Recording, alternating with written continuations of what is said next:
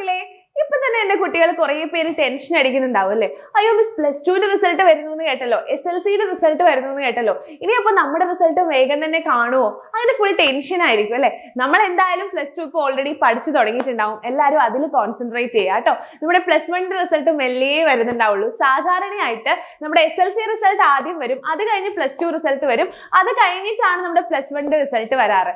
സാധാരണ സ്കൂളൊക്കെ തുടങ്ങി ഒരു June 2nd week 3rd week ഒക്കെയാണ് നമ്മുടെ റിസൾട്ട് വരുള്ളൂ. അപ്പൊ ഏതായാലും നമ്മൾ 1 ഇയർ നമ്മൾ അടിപൊളിയായി പഠിച്ച് പ്രിപ്പയർ ചെയ്ത് എഴുതിയ എക്സാം അല്ലേ? അപ്പൊ നമുക്ക് എന്തായാലും നമ്മൾ വിചാരിക്കുന്ന അതേ നല്ല മാർക്ക് തന്നെ എല്ലാവർക്കും കിട്ടും.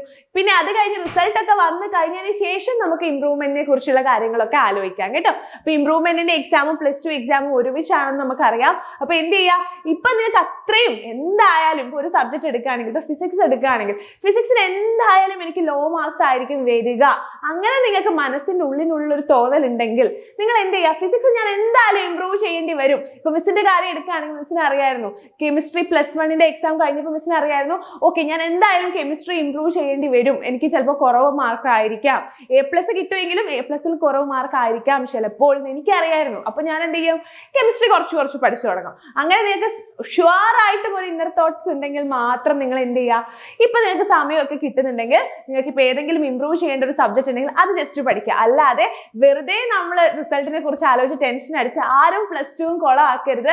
എല്ലാവരും എന്ത് ചെയ്യുക, ഇപ്പൊ പ്ലസ് ടുവിൽ കൂടുതൽ കോൺസെൻട്രേറ്റ് ചെയ്ത് പ്ലസ് ടുവിലെ കാര്യങ്ങൾ പഠിക്കുക. നമുക്ക് റിസൾട്ട് ഒക്കെ പതിയെ വരും, ഏകദേശം ജൂൺ 2nd 3rd വീക്ക് ഒക്കെ വരുള്ളൂ. അപ്പൊ എല്ലാവർക്കും ഓൾ ദ ബെസ്റ്റ്. എന്തായാലും നമ്മൾ 1 ഇയർ കഷ്ടപ്പെട്ടതിന്റെ റിസൾട്ട് നമുക്ക് എല്ലാവർക്കും ഉണ്ടാവും.